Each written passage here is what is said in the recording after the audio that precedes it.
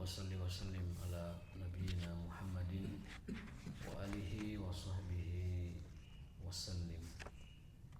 Allahumma subhanaka la ilma lana illa ma 'allamtana wa 'allimna ma yanfa'una wa zidna ilma. Rabbana atina fid dunya hasanah wa fil akhirati hasanah wa qina adzabannar. Ma ba'du, Bapak sekalian yang dimuliakan oleh Allah Subhanahu wa taala, kita lanjutkan kembali kajian taklim kita di hari Jumat ini. Tidak terasa ya, sudah di penghujung pekan lagi ya. Saking betahnya di dunia nggak kerasa ya. Kata orang tua begitu. Baik, tema kita lanjutkan, yakni tentang kekhawatiran Rasulullah SAW manusia itu terlena dengan kehidupan dunia. Jadi yang beliau takutkan itu bukan dunianya, tapi terlenanya kita dengan dunia.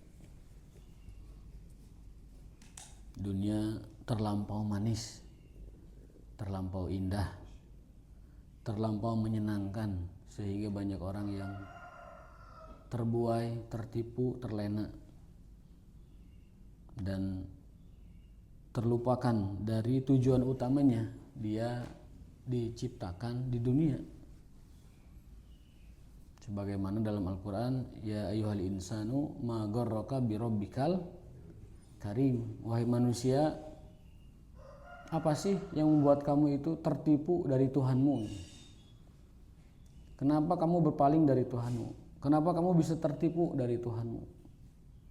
Padahal Tuhanmu menciptakan kamu, tujuannya hanya satu, yaitu ibadah. Tapi kenapa tertipu dengan yang lain? Nah, itu pertanyaan di dalam Al-Quran. Ma gharraka bi rabbikal karim. Apa yang membuatmu tertipu dari Tuhanmu, yang Tuhanmu yang maha baik. Tuhan kita yang maha baik, tetapi kita malah tertipu dengan yang tidak ada nilainya apa-apa ya, dibanding dengan Tuhan kita. Nabi SAW beliau bersabda dalam hadis riwayat Abu Sa'id Al-Khudri radhiyallahu anhu, ketika beliau naik mimbar. Jalasa Rasulullah alal mimbar wa jalasna haulahu. Berarti ini mimbar itu ada dua, berarti ada mimbar duduk, ada mimbar berdiri. Ini Rasulullah SAW naik mimbar, jalasa alal mimbar, dan di mimbarnya duduk. Kemudian para sahabat duduk di sekitarnya. Faqala inna mimma akhafu alaikum min ba'di, sesungguhnya yang paling aku takutkan dari kalian setelahku nanti adalah ma yuftahu alaikum min zahratid dunya wa zinatiha. Ketika dunia dan kembang-kembangnya itu dibukakan untuk kalian. Muttafaqun alaih, hadis riwayat Bukhari dan Muslim. Wa anhu aidan anna sallallahu alaihi wasallam qala inna dunya hulwatun khadirah. Dunia itu terlampau manis, terlampau hijau. Hulwatun itu manis, khadiratun itu hijau. Wa inna Allah ta'ala mustakhlifukum fiha, dan Allah menjadikan kalian itu sebagai pemimpin di sana itu, khalifah. Kita itu khalifah. Kita itu khalifah. Artinya apa? Makhluk yang diberi tanggung jawab untuk mengelola bumi. Itu arti khalifah dalam bahasa Arab. Sebagai orang yang dibebani amanah untuk mengelola bumi. Mustakhlifakum fiha. Jadi kita mengemban tugas ibadah sekaligus mengemban tugas khilafah, kekhilafahan, yaitu kepemimpinan di muka bumi untuk mengelola bumi sebaik-baiknya. Dalam Al-Quran, inni ja'ilun fil ardi khalifah. Dalam surah Al-Baqarah, sesungguhnya aku menciptakan di dunia ini manusia dan manusia itu adalah khalifah sebagai pemakmur bumi gitu. Jelas di situ makna khalifah adalah kita harus merawat dan menjaga bumi dengan nilai keadilan, dengan keseimbangan, dengan etika dan kebaikan-kebaikan lainnya. Jadi sekali lagi ini prinsip ataupun filosofi dari penciptaan manusia itu kita harus pahami secara mendalam. Satu adalah tugas ibadatullah, yang kedua adalah tugas khilafatullah.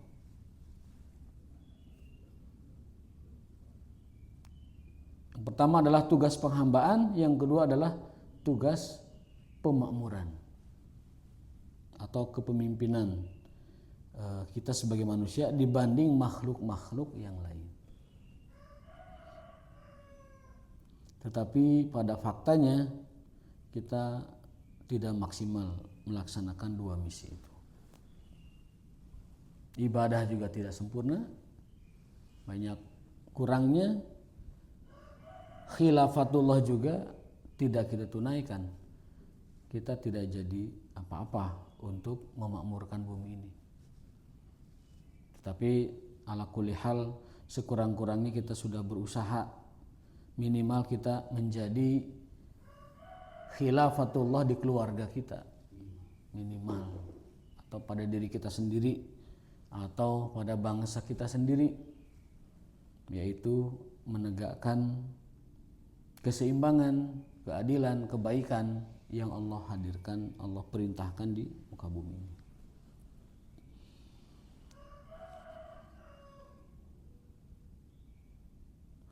Wa an Anasin radhiyallahu anhu anna Nabi SAW ini mempertegas hadis sebelumnya, Allahumma la aisha illa aishul akhirah, muttafaqun alaih. Kata Rasul SAW, tidak ada kehidupan kecuali kehidupan akhirat. La aisha illa aishul akhirah. Jadikan ini moto hidup kita. Bahkan orang-orang muhajirin dan orang ansor, para sahabat Nabi, menjadikan hadis ini sebagai apa itu? Kalau kita lagi misalkan lagi kerja bakti itu suka menyanyikan apa yel-yel ya. Atau kita lagi bangun rumah itu suka sambil apa nyanyi gitu. Penyemangat. Itu para sahabat lagi ketika bangun masjid, ketika bangun rumah, senandung yang mereka ucapkan terus itu ini hadis ini. Allahumma la aisha illa aishul akhirah, ya Allah, tidak ada kehidupan kecuali kehidupan akhirat. Jadi mengutip hadis Nabi SAW. Kita juga patut menjadikan slogan ini sebagai slogan kehidupan kita. La aisha illa aishul akhirah. Tidak ada kehidupan kecuali kehidupan akhirat. Ya, tidak ada kehidupan kecuali kehidupan akhirat. Ini saya kira memperjelas ayat wa ma hadhil hayatud dunya illa la'ibun wa lahun wa ladarul akhirah lahyal hayawan. Dalam surat An-Nahl Allah berfirman, wa inna daral akhirata lahyal hayawan.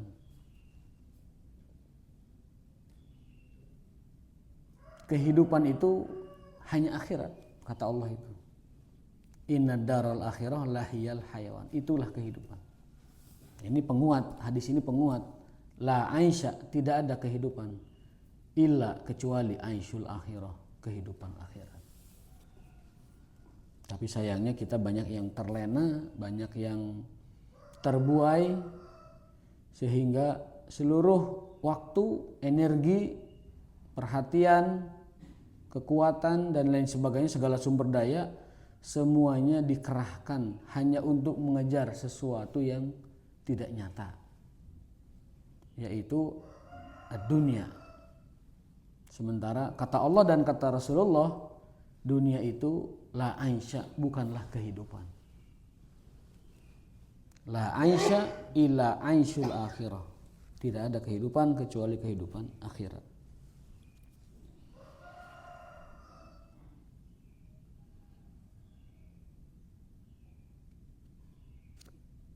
Maksudnya itu bukan berarti kita tenapak di dunia. Nah, napak itu harus, tetapi jangan sampai dunia itu merusak hati kita. Itu kemarin kita jelaskan nasihat yang besar dari Imam Syafi'i rahimahullah ta'ala. Kata beliau, genggam dunia tapi hatimu tetap akhirat,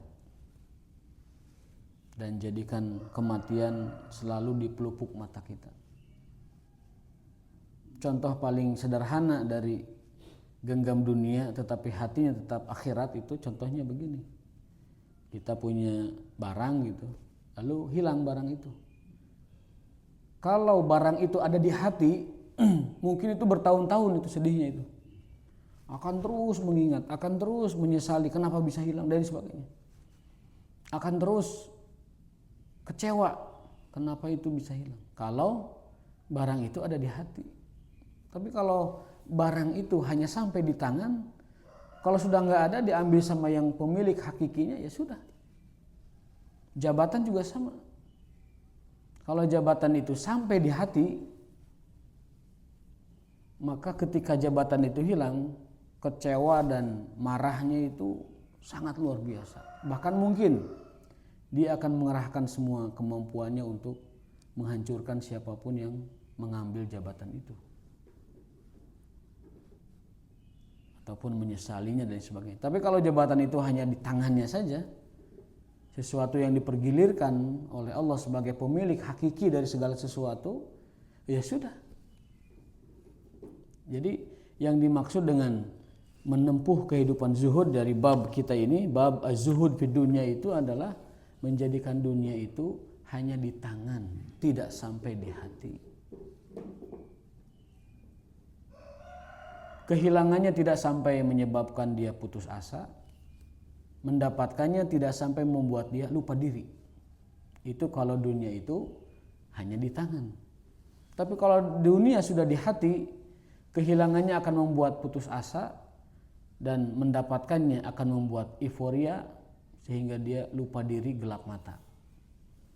Itu yang ingin ditegaskan oleh Al-Quran dan hadis Nabi SAW, wallahu a'lam bishawab, wallahu a'lam bimuradih, dari keterangan-keterangan tentang hakikat kehidupan dunia. Sesungguhnya tidak ada kehidupan kecuali kehidupan akhirat.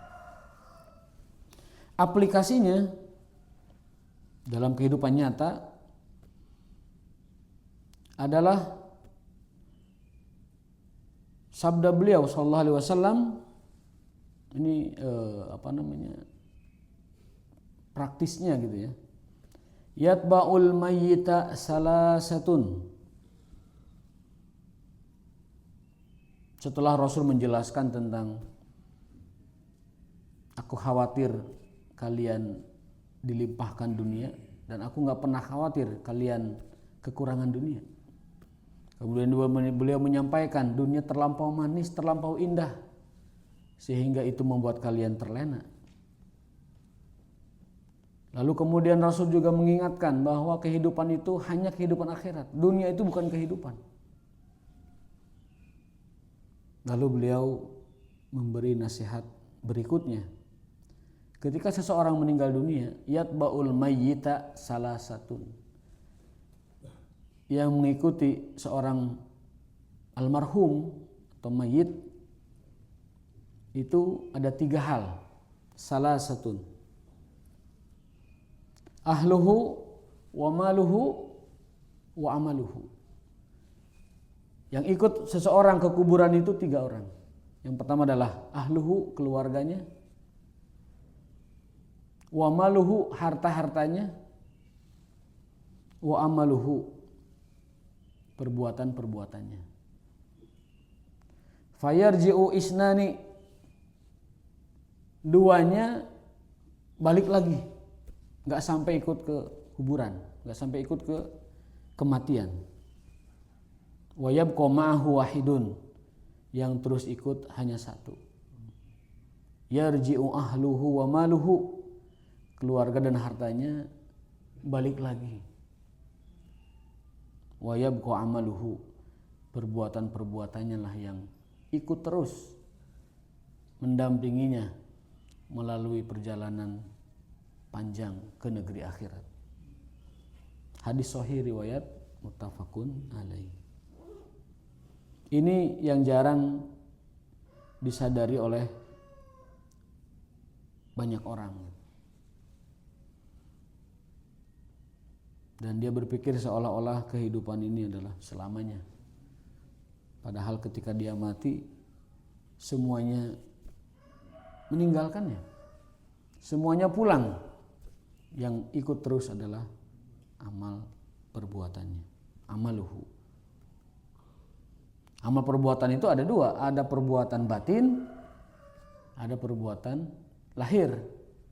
Perbuatan batin itu ketawaduan, kedermawanan, kebersihan hati, tidak dendam, tidak kesumat, tidak iri.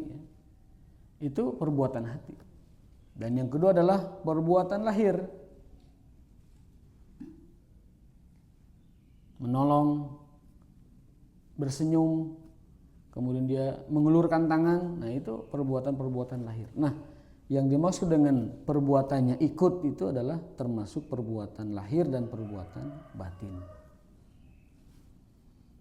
Kalau harta mah jangankan perhiasan dan emas ikut ke alam baka itu ya. Bahkan hal yang paling murah dari diri kita nggak dibawa. Yang paling murah apa yang paling murah dalam diri kita contohnya? Itu tidak dibawa. Baju aja yang dipakai itu tidak dibawa. Jangankan kemegahan dan kemewahan dunia, baju saja disuruh ganti. Pakai kain kafan yang harganya sedunia itu hampir sama. Tidak ada orang mati kain kafannya pengen yang bertahtakan berlian, kemudian bersulam sutra, nggak ada. Kain kafannya kain kafan yang disediakan oleh DKM. Dan kain kafan itu kain termurah. Itu filosofinya adalah bahwa kita meninggalkan dunia ini dengan sesuatu yang paling tidak berharga kecuali perbuatan kita atau amal kita. Ketika orang meninggal dunia, dia diikuti oleh 3 hal, yang 2-nya kembali, harta dan keluarganya, dan yang tinggal bersama dia, ikut bersama dia adalah perbuatannya. Keluarga juga sama, keluarga. Tidak ada orang yang mau nginep di kuburan sampai berhari-hari. 1 hari juga mungkin udah sepi. Tidak ada orang yang malam kedua itu di kuburan, nggak ada. Pulang. Segimana sayangnya sekalipun, segimana cintanya sekalipun, itu tidak akan. Maka ada pepatah dalam bahasa Arab, sebagian menyebutnya hadis, walaupun itu hadis yang sangat lemah, tetapi mutiara atau hikmahnya bisa kita pegang. Ahbib habibaka haunan, cintailah sesuatu itu sekedarnya saja. Bisa jadi sesuatu itu nanti kalian tidak sukai, dan bencilah sesuatu itu sekedarnya saja. Bisa jadi suatu hari nanti kalian bahkan akan cintai. Dalam hadis yang sahih, kalau tadi kata mutiara, ada hadis yang sahih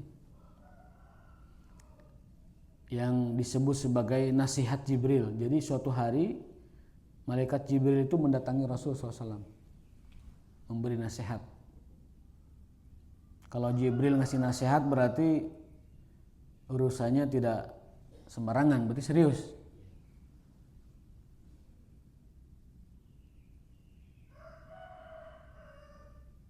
Tiga nasihatnya sering kita dengar di khutbah Jumat kalau kita tidak tidur. Kalau khutbahnya saat khutbah tibranya tidak akan tahu gitu.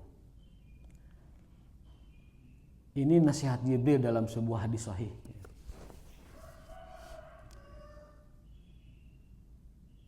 Ish ma syi'ta. hiduplah sesukamu. Hiduplah sesukamu. Fa innaka mayyitun. Tapi ingat, kamu pasti mati. Kalau mau dicari di Google, tulis judulnya Nasihat Jibril kepada Rasulullah. Ish ma syi'ta fa innaka mayyitun. Hiduplah sesukamu. Pek mau ngapain juga terserah. Fa innaka mayyitun, tapi ingat kamu pasti mati. Ada batas di mana kamu sudah tidak bisa lagi hidup sesukamu. Bahkan untuk hidup saja kamu sudah tidak punya batas. Sudah berhenti batasnya. Wa'mal ma syi'ta. Nasihat keduanya. Ini dalam satu nasihat. Wa'mal ma syi'ta. Kerjakan sesukamu. Perbuat sesukamu. Fa innaka majziyun bihi.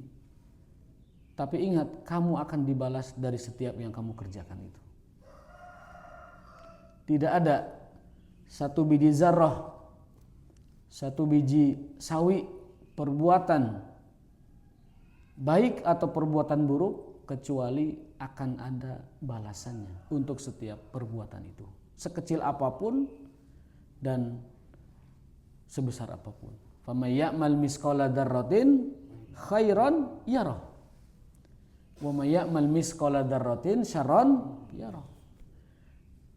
Apapun yang dikerjakan oleh manusia, walaupun itu hanya sebiji sawi, sebiji atom, sebiji pasir, syarron, keburukan, dia akan menerima balasannya. Dan segala sesuatu yang dikerjakan oleh manusia, sekecil apapun, zarrah itu kan atom ya, zarrah itu atom. Tetapi kalau orang supaya mudah memahami kadang diartikannya ya biji saja, biji sawi, biji pepohonan, itu kan yang kecil-kecil. Segala sesuatu yang dikerjakan manusia berupa keburukan, sekecil apapun, bahkan segede atom sekalipun, syarron, ya, dia akan mendapatkan balasannya. Begitu juga kebaikan. Sekecil apapun kebaikan yang dikerjakan manusia, dia akan menerima balasannya. Maka kata Nabi, la tahqirana minal ma'ruf syai'an. Janganlah kalian menyepelekan kebaikan meskipun kecil. La tahqirana, jangan sepelekan, jangan abaikan kebaikan sekecil apapun. Ada orang masuk surga gara-gara punya kebiasaan memungut duri di jalan. Ada orang selamat dan masuk surga gara-gara memberi minum seekor anjing yang kehausan. Ada orang masuk surga hanya gara-gara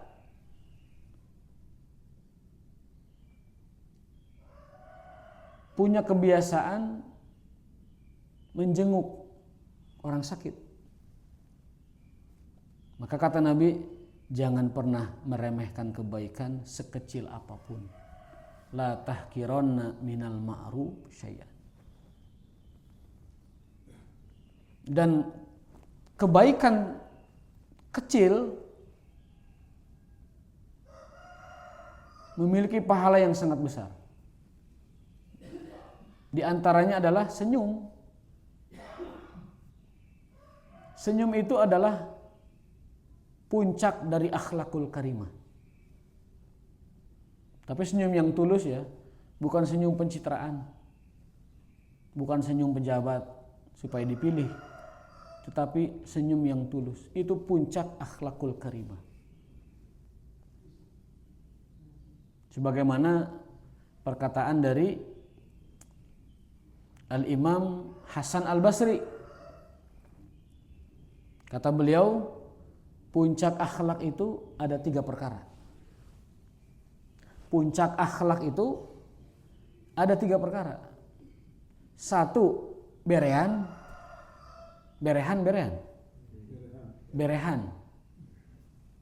Dermawan. Ini puncak akhlak itu ada 3. 1, berehan atau dermawan. Yang kedua, murah senyum.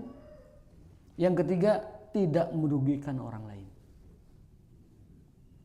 Kaful adza, wajhun talik, kemudian bazlul ato.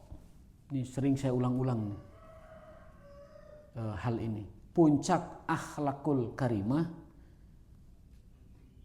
puncak dari perilaku baik dalam Islam, mungkin universal juga sama berlaku ya. Intisari dari akhlakul karimah dan puncaknya akhlak itu 3. Yang pertama adalah bazlul ato, berean, kedermawanan, suka memberi. Yang kedua adalah wajhun talik, wajah yang murah senyum. Yang ketiga adalah kaful adza, tidak merugikan orang lain. Tidak merugikan dengan lisannya, tidak merugikan dengan perbuatannya, tidak merugikan dengan sikapnya, tidak merugikan dengan, kalau pejabat tuh kebijakan-kebijakannya, tidak merugikan lah pokoknya. Itu puncak akhlak itu. Berean, murah senyum, tidak merugikan. Tengah diriweh, tidak merugikan orang lain. Nah, Bapak sekalian, itu pesan Rasulullah SAW kepada kita kembali kepada hadisnya, bahwasanya yang harus kita ingat selalu adalah hanya satu yang akan menyertai kita saat kita nanti meninggal dunia, yaitu perbuatan-perbuatan kita.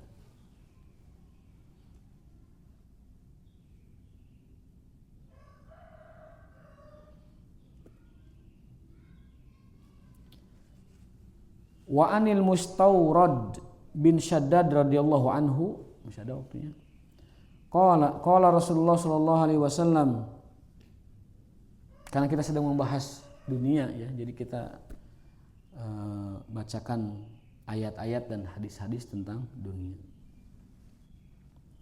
Rasul sallallahu alaihi wasallam dalam hadisnya bersabda, "Mad dunya fil akhirah illa mislu ma yaj'alu ahadukum usbu'ahu fil yammi falyandur bima yarji." Nah, yang kita miliki di dunia, sekaya apapun dia, walaupun dia orang terkaya di dunia, contohnya siapa yang terkaya di dunia itu sekarang? Mang Elon ya. Mang Elon, dia punya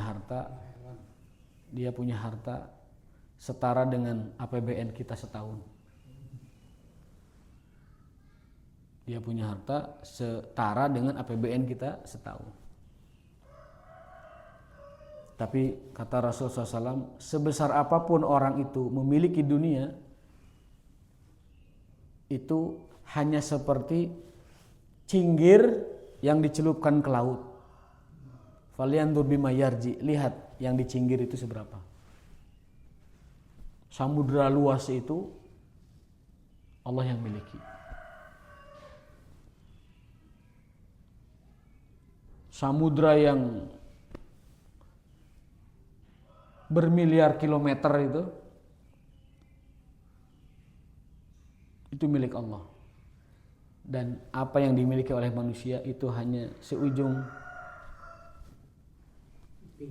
kelingkingnya, dicelupkan ke laut lalu dia ambil. Nah ini yang dipunyai manusia. Baik itu ilmu pengetahuan, baik itu adalah kekayaan, baik itu adalah kekuasaan, baik itu adalah segala sesuatu. Itu hanya seujung jari, seujung kelingking. Ujung ya.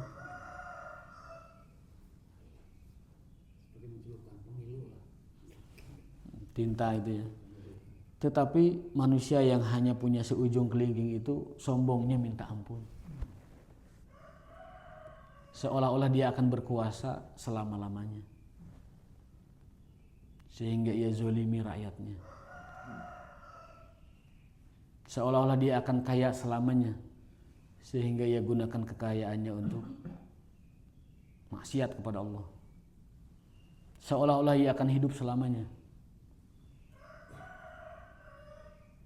Padahal nyawa itu ada tanggalnya.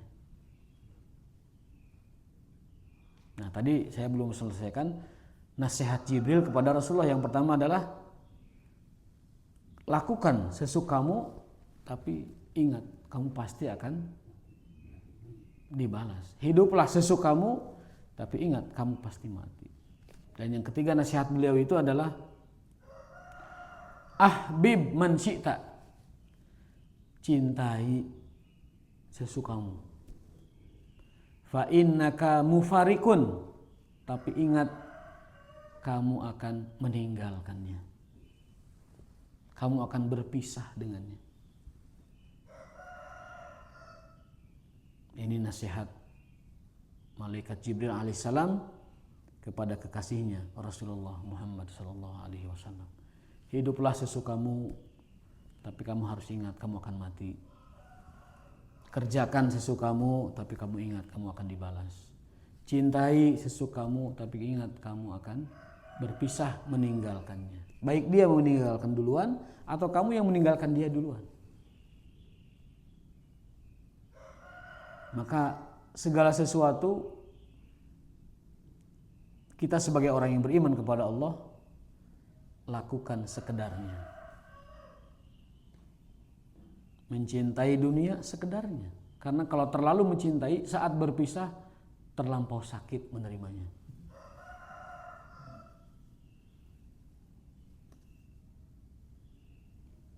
Kalau kita terlalu mencintai, itu kehilangannya itu sangat sakit. Maka Rasul berpesan, haunan, sekedarnya saja. Nah, judul tema kita itu zuhud. Apa itu zuhud? Zuhud itu adalah mengambil dunia sekedarnya. Banyak orang salah paham. Zuhud itu meninggalkan dunia, itu salah paham. Zuhud itu bukan tarkud dunia, tapi akhdhu minad dunya biqadri lazim. Mengambil bagian dari dunia, mencintai dunia biqadri lazim, dalam batas yang sewajarnya. Itu zuhud. Definisinya. Akhdhu minad dunya biqadri lazim. Mengambil bagian dari dunia sekedarnya saja. Kalau dalam hadis mah begini, Pak. Sesungguhnya harta dan rezeki kamu yang sejati, yang sebenarnya itu apa yang kalian makan dan apa yang kalian pakai. Jadi hakikat dari rezeki dan kepemilikan kita itu, hakikatnya sebenarnya itu hanya yang kita makan dan minum dan hanya yang kita pakai dan gunakan. Di luar itu belum tentu itu menjadi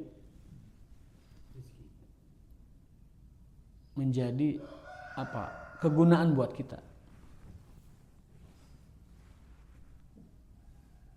Mungkin akan beralih ke ahli waris, mungkin akan beralih ke orang, mungkin entah suatu saat kita mendesak dijual, entah suatu saat itu akan diambil orang karena mungkin bermasalah, kita tidak tahu. Entah mungkin akan disita negara atau disita oleh perbankan, entah dan entah gitu. Entah kitanya mungkin mati duluan, atau kitanya sudah tidak bisa lagi menikmati semua yang kita miliki itu. Maka kata Nabi, sesungguhnya rizki kamu yang paling hakiki itu adalah matut imuna wa tashrabun. Apa yang kalian makan dan minum dan apa yang kalian pakai. Ma ta'kulun wa ma talbasun. Yang kalian pakai, yang kalian makan minum, itulah rizki atau jatahmu yang sesungguhnya. Yang tidak kamu makan dan minum, yang tidak kamu pakai dan gunakan, itu hakikatnya adalah belum tentu kamu bisa meraihnya, bisa mendapatkannya, bisa menggunakannya dan bisa memanfaatkannya. Maka pesan beliau adalah sekedarnya saja.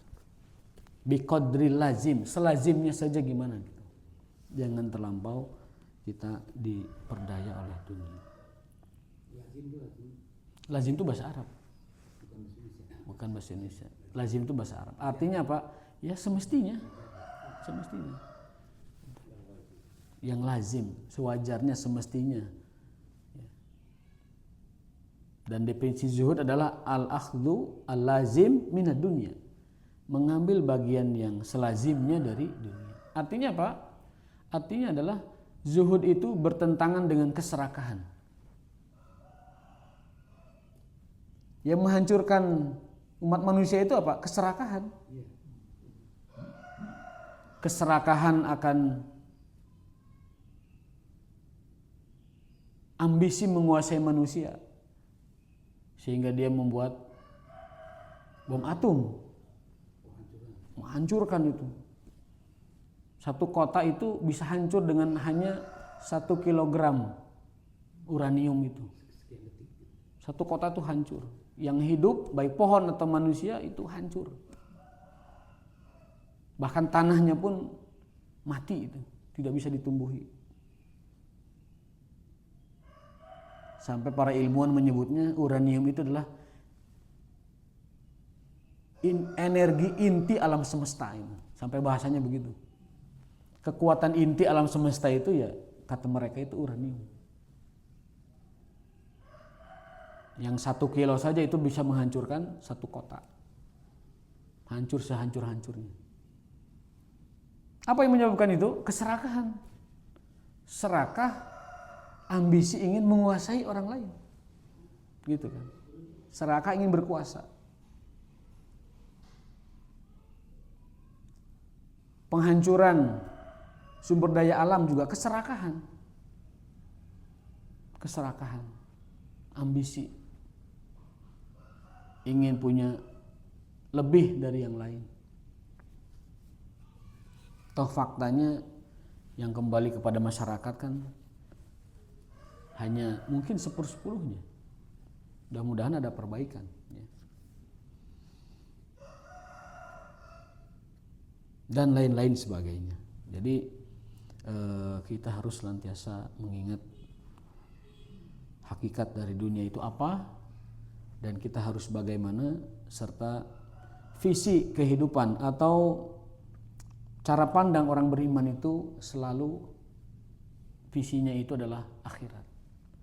Tidak ada kehidupan kecuali kehidupan akhirat. Allahumma la aisha illa anshul akhirah.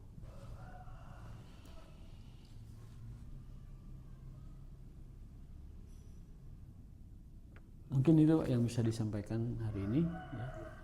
Mudah-mudahan ada pengingat buat kita. Fadzakir fa inna dzikra tanfa'ul mu'minin. Kita harus saling mengingatkan karena hal tersebut adalah bermanfaat bagi orang-orang beriman dan bermanfaat bagi orang-orang yang yang bisa mengambil manfaat dari peringatan tersebut. Hadanallahu wa iyyakum ajmain wa barakallahu fikum wa subhanakallahumma wa bihamdika asyhadu an la ilaha illa anta astaghfiruka wa atubu ilaik. Terima kasih. Wassalamualaikum warahmatullahi wabarakatuh.